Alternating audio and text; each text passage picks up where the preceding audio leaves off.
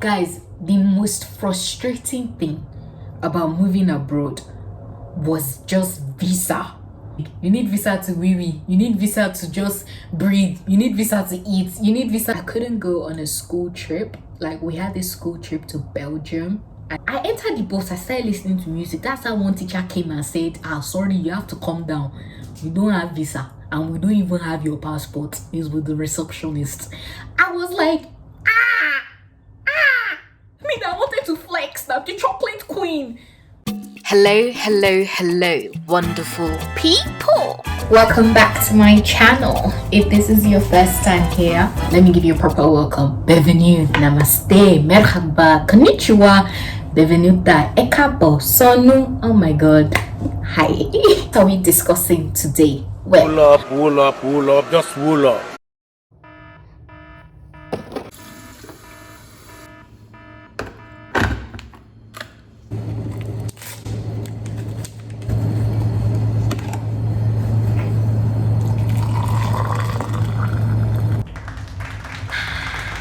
we're going to be talking about when I first moved to England and like what happened, how I acclimatized, my experiences, everything that just happened. That's what we're talking about. So I moved to England at like the age of 11 to 12 ish. So I completed my primary school in England. See, let me just sing one song for you. JJC, JJC, JJC, JJC, JJC. Johnny just come. Shout out to Fowles, is an excellent artist and I love him. But anyway, JJC, for those of you that don't know, essentially means fresh off the boat. Basically means someone that just landed in a place that they've never really been to and they're new to everything. When I say they're new to everything, I mean new to everything. We're talking about language, culture, food, dialect, do's and don'ts, social norms, cultural practices. Here is what happened when I first moved to England. Before you really get into this video, beg, please, por favor, help me click that subscribe button. Gracias. I need to break the video into like 4 different sections. This is in no particular order, by the way. Language, food, identity, and travel. Those are the 4 main categories I'm going to touch on. Here we go. Now. The biggest thing that I had to overcome, hands down, was language. English is Nigeria's official language, and obviously it has everything to do with colonization. So although English is Nigeria's official language, dialect accent plays a huge role in how we communicate the English language. So I read something somewhere once whereby someone said, what is a Nigerian accent? There isn't like one Nigerian accent. There isn't just, okay, everybody in Nigeria talks like this person. No, obviously not. It's just in the same way like a Manchester accent is different from a Liverpool accent, or a London accent is different from a Yorkshire accent. It's the same way that the Yoruba man speaking English would sound different than an Igbo man speaking English. Every bit of me wants to do like some sort of comparison thing whereby I'm like, and I'm like, but I'm not going to. Anyway, because the reason why language was a huge thing for me was because it wasn't that I wasn't communicating clearly. If I was speaking to somebody that was privy to the kind of Nigerian accent that I have, they would have been able to understand what I was saying. Granted, I definitely could not articulate like between the ages of like 11 to 16. I couldn't speak properly. I couldn't string up words easily and just talk as I'm talking to you now and trying to just convey my thoughts in an eloquent manner. I couldn't do that. That definitely served as a constraint on my communication skill. It served as a constraint on my social skills, and just like being able to just read in class was difficult because have you ever had a dream that you do?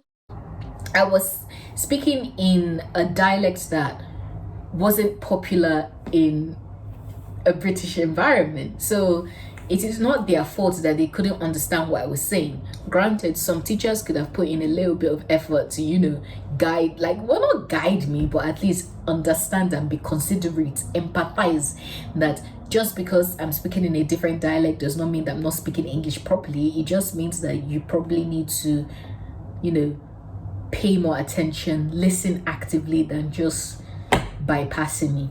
Anyway, that's another story for another day. My point is, it was very difficult to, navigate through my accent, because my accent then was actually very thick. But now, currently, speaking in any accent, be it my warped Nigerian British accent or my childhood accent, I try to be as clear as possible, just talk slower and enunciate your words, those kind of things. That's what I learned definitely when I was trying to do drama. So yeah, that's how language played a huge role for me.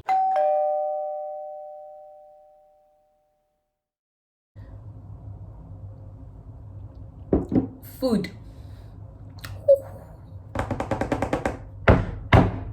I had to adjust to food.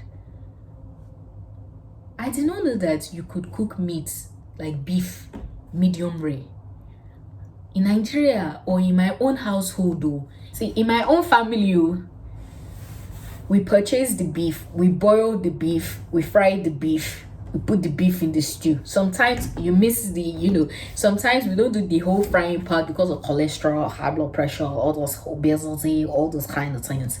But that's the step.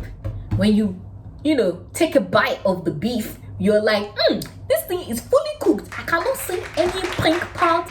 There's no beefy / bloody juice coming out of the beef. You understood that. When I had my first roast dinner, I was like,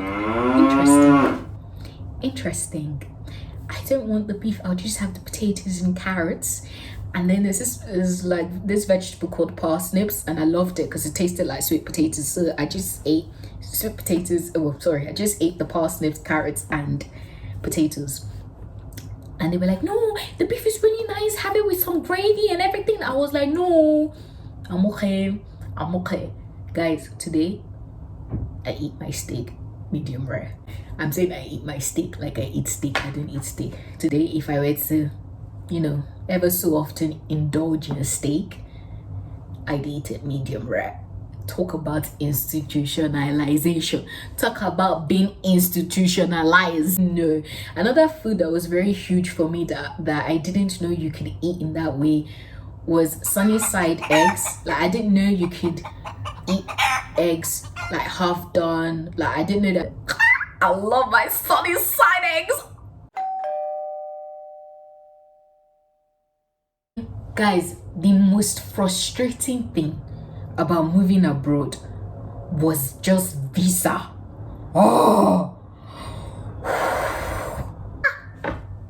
One time, I couldn't go on a school trip. We had this school trip to Belgium, and it was my first year in secondary school, and I was ready. I came in my old big cap. I was wearing YMCMB hoodie, headphones, everything. I was like, yeah, Belgium is about to understand who the real chocolate missus is. Well, they turned me back home. They said I should go back home because I didn't have visa to go. In fact, they didn't turn me back. I entered the bus. I sat down. I started listening to my music. I think that was the time that Kanye West, Jesus just came out or something. I used to listen to Black Skinhead around that time and On Sight. I love that album. Anyway, I entered the bus. I started listening to music. That's how one teacher came and said, sorry, you have to calm down. We don't have visa and we don't even have your passport. He's with the receptionist. I was like, I wanted to flex that the chocolate queen. It was not nice. Honestly, I was not happy. So, the struggle of just getting visa, entering embassy, doing all that stuff. It's just effort. And then not knowing that you can't really just, I'm just gonna hop on Ryanair and just, fly to Ibiza. I'm just gonna go to Paris for the weekend. You can't do that. You don't have visa. You can't do that. It's just so sad. Another thing that basically changed my entire worldview, the moment I realized that, oh my god, Mududu, that means black Yoruba, I was like, damn, yo man, whew, is there anyone black person here? When I moved to England, color became relevant. Obviously, growing up in Nigeria, being black was not part of my identity. I grew up around Nigerians. I grew up around Africans. The only thing that I could say, differentiated me from the other people that I grew up with was the fact that I was a Muslim and some of them, or I am a Muslim and some of them are Christians, and it's like, that was it. Or maybe I'm Yoruba. There are different tribes in Nigeria. Or the fact that I'm Yoruba and someone else is Igbo. But the idea that the color of my skin is something that defines who I am, or it's something that is part of my identity, that didn't grow until I moved to England. I didn't recognize that until I moved to England, because like literally my first day in my primary school, I was in a room full of 20 plus people. I was the only person that looked like me. Don't get me wrong, I'm not saying there should have been more black people. No, I'm simply saying that a veil of ignorance was just lifted from my face. I was beginning to realize that there's more to this world than being Fatima Shitsu, son of so and so Yoruba Muslim girl. It was like, damn, hey, okay now. I don't know, are you guys feeling me? I just want to make something clear. I didn't choose to identify with the color of my skin. I had to identify with the color of my skin. Like, I was given no choice. People made assumptions about who I was just based on the color of my skin before they spoke to me, or before I responded. Obviously, as I moved on, from primary school to secondary school, I was beginning to understand, the whole complexity behind race, behind racial issues, behind different cultures. It was then that I was actually beginning to understand and debunk the stereotypes about the fact that Japanese, Chinese, Korean people all look the same. That was when I realized that. There's more to this world than just being me. I had to elevate my mind to the point whereby there's an allure of cultures out there. There's like a whole overflow of knowledge in the entire world. And obviously, I will never be able to take everything in. But I have to actively start educating myself on different subject matter. And that was what moving to England did for me. And I just want to say that I recognize my privilege in being opportuned to move to another country, to understand other cultures, because I am actually living with these people that I'm new to their environment. I am now more exposed on different cultures because I was in a secondary school in which there were many international students. Alhamdulillah. It's just nice that I get to have that opportunity. I was fresh off the boat, which means girl, things were different. My primary school was very good. However, it was quite conservative. At the time that I was there weren't that many different nationalities, so there weren't that many international students. Therefore, most of the students were already British residents, or just residents that have lived in England for quite a long time. So they had assimilated themselves into the culture of what it is to be British and everything. So there wasn't anyone that I could relate to, and there wasn't anyone in particular that could relate to me as well. I'm quite an eccentric character, so I'm quite loud. My personality is loud. I can be very annoying in the sense that I like to do things in a big way. I like showmanship, look, Look at how much I gesticulate. So it was hard to get into the rhythm of understanding that things are a lot more quieter in this environment. You know, I grew up in an environment in which when we were happy, we were happy. When we were sad, we were sad.